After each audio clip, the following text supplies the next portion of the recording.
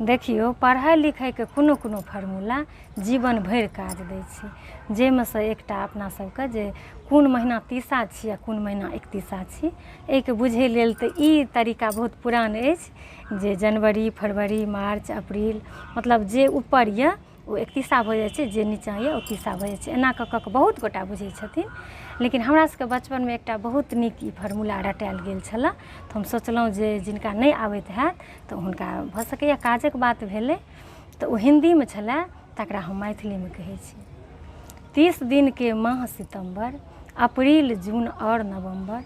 28 दिन के फरवरी जानू, बाकी सबके 31 मानू। लीप ईयर जखन आबि जाइत अछि तऽ फरवरी एक दिन बढ़ि जाइत अछि, फरवरी एक दिन बढ़ि जाइत अछि।